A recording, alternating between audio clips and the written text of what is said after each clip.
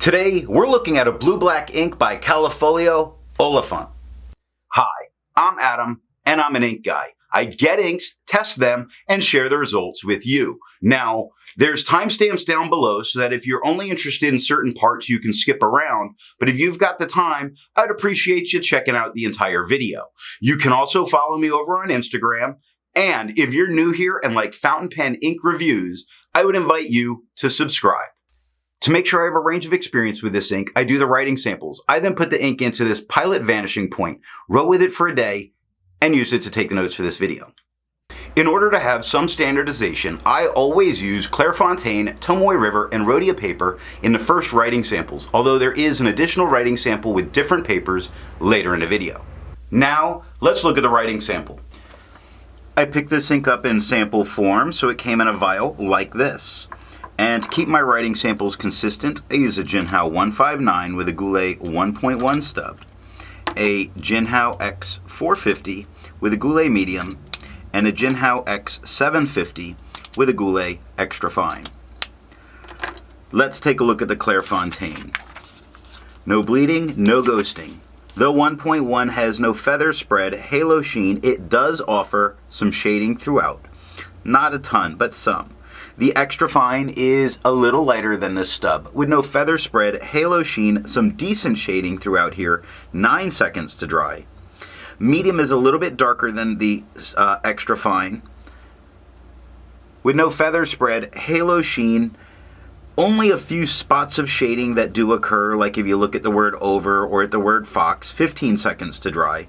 The scrubby for the medium shows a little bit, very little, far left to the middle. Extra fine shows more, but we do get it in the writing. Tomoe River. No bleeding and normal Tomoe River ghosting. The 1.1 has no feather spread, halo sheen, no shade. The extra fine is quite a bit lighter than the stub with no feather spread, halo sheen, great shading, 15 seconds to dry. I say great because I see a lot of much darker letters. Medium is darker than the extra fine, just a little bit lighter than the stub with no feather spread, halo sheen, no real shading, 22 seconds to dry. The scrubby for both show no color variation, although we do get those darker letters peppered throughout the extra fine. And Rhodia, with no bleeding, no ghosting. The 1.1 has no feather spread, halo sheen, and no shade. The extra fine is lighter than the stub with no feather spread, halo sheen, a great peppering of dark letters throughout it, 10 seconds to dry. Medium is about the same tone as the stub with no feather spread, halo sheen. There are spots of some lighter letters here, so it's a peppering in reverse of some lighter spots in the writing, which isn't too bad. It's kind of nice to see. 15 seconds to dry. The scrubby for both do show a little bit of color variation. I'm not sure how well the medium here is coming through. Extra fine shows it, but we do get it in the writing sample. I agree with Vita that I've learned a lot by doing multiple chromatographies. The one on the left is done the way it's supposed to be done. I put a line of ink down and immediately put it into water for 10 to 15 seconds. And we see that there is a light purple at the bottom that's pushing its way up. And that's very interesting because you see the blue-black when the blue and that purple are mixed, where they come together. And then you got a bright blue at the top. The one on the right I let dry for 10 minutes before I dunk it into water. That purple is very much forming a line on the bottom as if it's going to want to be resistance, and some of it is still pushing up to that very bright blue at the top. Resistance tests are done to see how this ink can be expected to perform on the page, and more importantly, how hard it may be to clean from your pen.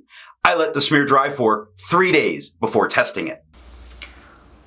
The lowercase h in that highlighter makes me say I'm not using this in a note-taking situation if I need to highlight because I fear losing my notes. Now, water is lifting some of the darker tones, but not all of lifting some of the lighter tones, but not all of the darker tones. There's a lot that's left on the paper.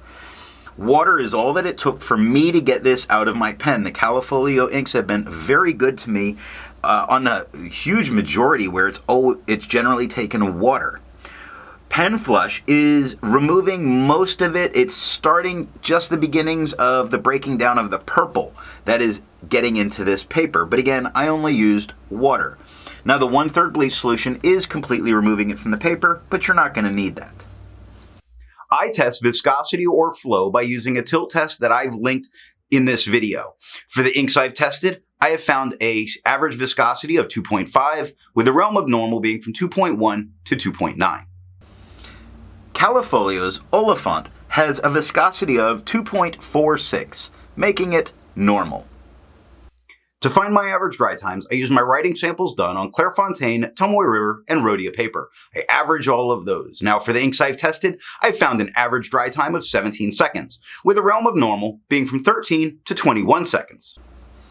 Callifolio's Olifant has an average dry time of 14 seconds, making it still normal. Instead of finding inks that look like Callifolio's Olifant, I would prefer to find an ink that complements its color on the page. I went for a nice red, and I chose Noodler's Habanero. The second writing sample is done on P. Berger, Levenger, and Strathmore writing paper. Here what we're looking at is P. Berger, a French rule student grade paper. It has a ton of bleeding, a ton of ghosting. You couldn't use the back of the page, but it didn't touch the page underneath. The 1.1 has feathering, but it's really tiny if you look at the Olifants. It's very tiny, but it is definitely there, not distracting and unreadable. No spread, halo, sheen, no shade. The extra fine is a little bit lighter than the stub. It has a ton of tiny feathering all over it. Again, not distracting enough to not really be a problem, but look at the number 4, look at the word the, look at the word quick. It's a lot of tiny feathering. No spread, halo, sheen, no shade, 4 seconds to dry. Medium is darker than the extra fine, about the same tone as the stub. Tons of feathering all the way over, not the worst in the world. No spread, halo, sheen, no shade, 5 seconds to dry. Scrubby for both are showing us no color variation, and we're not getting any.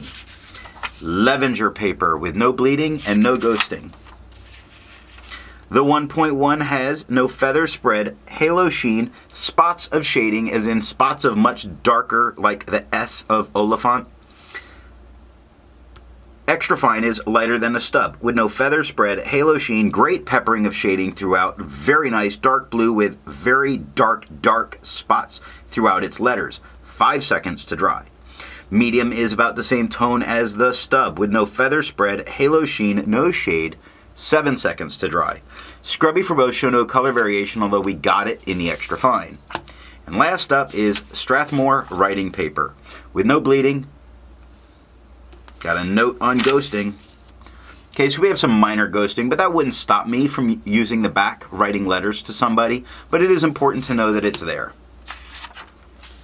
The 1.1 has no feather spread, halo sheen, or shade. The extra fine is lighter than the stub with no feather spread, halo sheen, and no shade. 4 seconds to dry.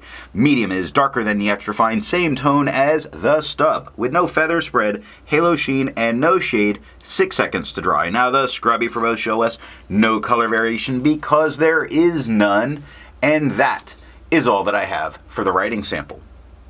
So what do I think of Callifolio's Olifant? This is a great blue-black, and it shades in a way that really puts a smile on your face. My smile's warm and inviting. So what nib and pen are going to give the best writing experience with this ink? A very wet pen is really going to drown out the shading and make it a bit darker, and it wasn't really the experience I wanted. But a medium to dry, medium to broad pen really puts down a great shade and some very nice shading. If you enjoyed this video, give it a thumbs up. And if it's your first time here, I'm going to remind you, if you enjoyed it, subscribe. Thanks for watching.